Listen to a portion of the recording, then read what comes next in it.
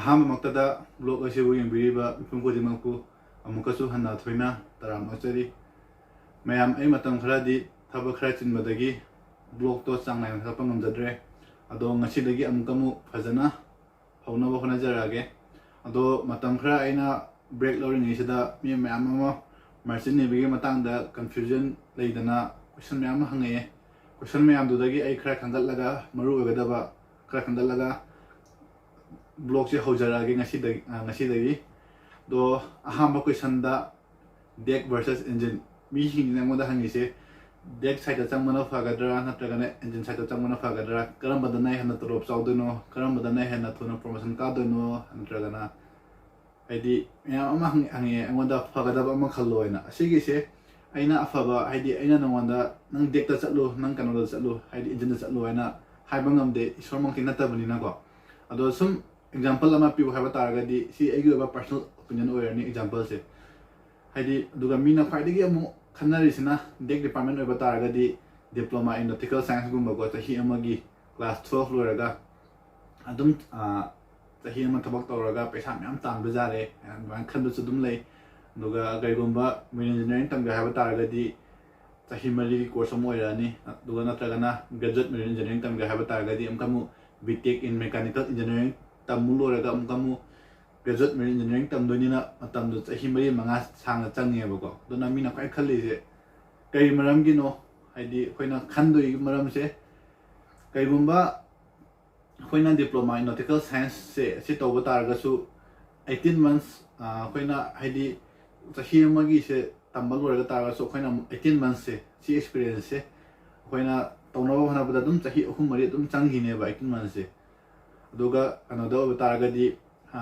BTech in marine engineering gumba tamma taragadi chahi mari ga tamloraga tha taru kan tawraga seling amur seling chaluraga am exam thal tu ne ba sigi khena ba habu promotion gi matang da adum chap manarani aduga mathangda kanogi da haidi khoina officer ka loraga haidi mina chang toise thabaki da som lairani khoina chahi tara lairaga kun lairaga matungda khoina officer captain kara matungda thabak phangba se captain ga chief engineer ga se amu karamana na phangai na mi khanba sadum lei angona samana hangba sadum lei asigi se kaigomba khoina engine side ta tawba taraga di adum engine gi matangda knowledge myam lairani aduna khoina adum india da lairaga su amada lairaga su adum kano deck side to ba taraga su engine side to ba taraga su adum haidi college ki oja oi ba khangde natragana trainer oi ba khangde natraga su oil rig tadi engine set am thau tare captain gum da dikhra vacancy khra li ani aduga captain gum oi ba taraga di amkamu marine pilot gum da am apply to ba yarani sigi mathang da amkamu kano da ji amu captain gum ba test set ki do oi ba taraga di amkamu port gum da thabak phangani ado khra di rear oirani maram di khoi di manipur gi oi bani na amu kaigumba khoi jum se delhi mumbai da khangde chennai da khangde goa da khangde sugum ba haidi yani sorbia side samudra nak lebe oita ga dum jum da leina dum thabak tawai yai ado khoi gi oina de kitang khudong chaw khara watle sina haidi myam na dum khallo haidi kaigumba khoina dum engine side ta khoina BTech in mechanical engineering tam loraga GME tam taraga su khoida kanogi BTech in mechanical engineering gi certificate pa hawni anywhere da thabak dum phangani do kaigum manangna merchant navy da yam sangna continue to nindraga di sila su advantage myam lei khre ko sila myam na pam khanbiro asigi mathangda akhoi ship ta kai thabak tawi ship ta thabak taw base kanogi rank wise ke mukha pole aduga haidi adum haidi normally taw base khoi gi official ba ta haidi matam khai khadok na taw duini ko aduga responsibility so mutong ala ni khoi bridge ta haidi deck side ko ba ta ga di ship thobagi navigation gum da ship thoba adai di pase puthok pusin tawbagi handong hanjin tawbodo adugai do thabak tawbagum ba adai di ship chambagum ba adagi kenogi khoi gi andum ship ki mapan thangbo poching je loina khoina tawrani adugai engine side ko ba ta na moi gi adum diesel transfer tawbagum ba adai di diesel moi gi servicing tawba adai gi dum moi gi khoina dum maina engine room da dum thabak tawge doine ba duna thabak khaibu sigatani topa hen balaite asigi mathangda angonda hangaise directly officer kamaina oidoino angonda captain directly kamaina join tawdoino captain oina na hang pasu dum yawe ado asigi marine line da di officer oina directly join tawbagi course amta leite hojik phawgi di ado mi punamak thaina dagi su directly ko sigi je mi punamak cadet tagi hogodabani natragana ordinary seaman crew de mo hogodaba natragana officer level da lage thuna promotion ka ga haba targadi cadet ke level de hogodabani maramsina directly captain obagi course hojik phawgo leite maram di adum tap tapna thabak punamak macha adagi na chawba phaw loina heiba bathau tai ship ta leibani na aduna thabak sing do loina hinabai damakta cadet oba targadi thabak loina mak tamsallaga tap tapna promotion ka doini asigi mathangda khwaide hangba question je ai captain obada chahi ka changani ai chief engineer obada chahi ka changani asigi se aina haiba ngamdre asigi maramdi gaigomba nangna kanoda haidi nangi kam thuna ship selling tawraga exam clear tawba adugi mathangda noigi company dona thabak tawdoiba company dona promotion pibi budugi makha polani ado samna harabada nangse diploma in nautical science tamme ba chahi amagi tahi ama tambal uraga nangna 18 months experience gi matungda nangse kana tawdone ba exam thabagi eligibility oidone ba oral khangde nangi written exam khangde simyamje do foundation course gumba am lakbase kaigum manangna anglo western gumbada thabak tawba targadi moigi company gedi amu kamanta ha matamda cadet oba targadi adum ahambada bulk carrier gumba siloraga container gumba siloraga adum chemical tanker siloraga gas tanker haina haidi thata pan siloi lusannabai honaba matamda ko moi ahambagi thada mari manga thabak tawhalani mathangda mari manga thabak tawhalani aduga haidi lusanaba nawara tha taruk tawraga dum haidi matamdo chahi ani ahum dum hojan khiba hekta aduga nangna karigumba artificial company gumbada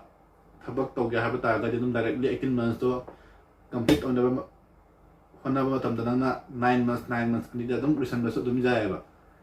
ado RPSL da thabak tawbaga hamu anglo western gumbada mars gumbada thabak tawbaga amu kenarani aduga company khudimaki moigi kano tongaleba id selling period tongaleba company khara madade dum cadet ta 12 months so selling to haiba ya basu yawuni khara madade thatruk tei hena pida basu dum yawuni aduna aina hainin badi nangna yam thuna exam tharaga nangi selling experience to thuna tawringe thuna promotion gani ado nangi company duda amkamu kanogi nangna chief officer gi license phangena khalone nangi company duga chief officer gi package leita ta agari nang second officer khangde third officer khangde dumana dum selling tobe mathau tarani aina haning ba point habu siga leire gi mathangi question sidi shore leave akhoi shore leave se phangi na tra phangde aidi merchant navy join tawri se mi mayam amana travel tawbagi su dum join tawba yawe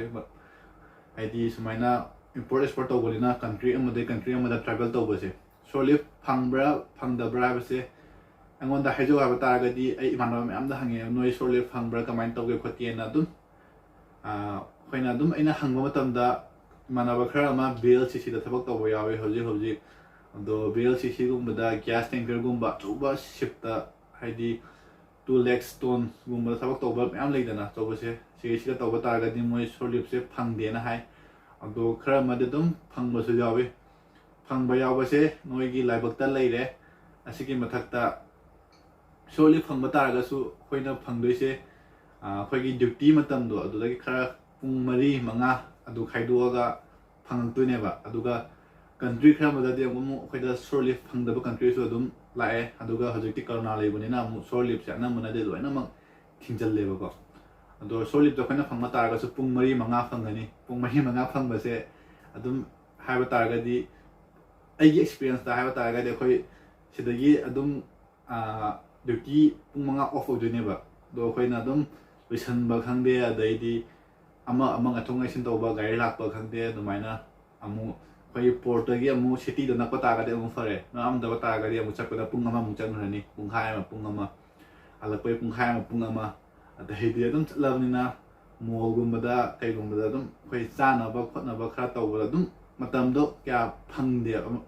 sengna hargadi ado mi atopana kamai toba jano khangde ado aigi oina da kitang wai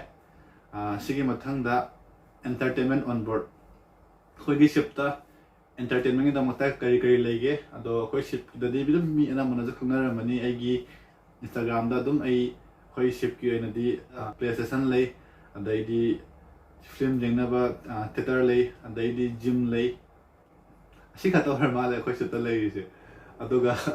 atopa ship ta di dum swimming pool phau lay ba yawi adai di volley dum basketball phau dum lay ba yawi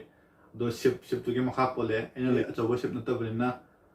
entertainment gi di yamna leite aduga mathang gi question da thabak phangba se kyam wage thabak phangba se fresher oiba targadi adum khara di warani do karigumba experience pu leiba targadi adum nang thabak se adum phangani an khali aduga karigumba hoi nangna captain gi license phangma tungna nangna captain oina selling tawbagi chance phangdaba jai adu oiba targasu second officer oraga su natragana chief officer oraga su adum sell tawbagi chance adum phangani sigi matungda akhoi captain phawba mamangda 2000 kya tano 2020 ko 2019 gi January February da khoi leiramba captain ama lei khoi company thawak toramba ma se sigi khoi ship se company da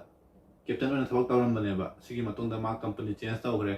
do ma captain oiba do phangdabadagi ma adum hojik second officer oina sell tawriba captain na aduna adum haiba ngamde ado kaigumba angna kuina fadana experience laiba taragadi experience is everything haitare asigi line da sengna harabada sigi matungda khoi ITF company se kamaina join tawdeno aidi company fa fa mayam laira Mars khangde Anglo khangde BSM khangde Eagle khangde adaidi dum company se mayam ama lai khreba ko company se nangna kamaina khandoino haidi nangna Mars thabak tawge aina hekta nangna tawba yadeba maramdi nangna company khandoina teba khoina ko company dona khoida khandoini aduga company khudimaki tunga ba advantages khara leijaiba aduna haidi karigumba nangna Mars thabak tawre ang khalasine tawba targadi nangse haidi siling tawba matamda kana tawrakaneba haidi ship mayam leibanina nang tha mari thabak tawraga tha ani mujumda waiting period layani nugi matungda mu join tawbagi yarani ado company khara madadi ship khara likpa targadi officer am yamba targadi smaya hire nangna tha mari se nang thabak tawrani aduga atopa officer hin dasu chance pidoini na ko nangonda jumna tha ahum mari stay taholleba ita hanu matamduga amkamu nang thabak phangoi doineba haidi tolo phangoi doineba aduna company don haidi nangi salary gi basis ta ado nangi promotion gi basis ta nangna apam dugi mongda nangna company sindu apply tawjaba tare asi haga nasi go ina di matang hida loisinjarage thank you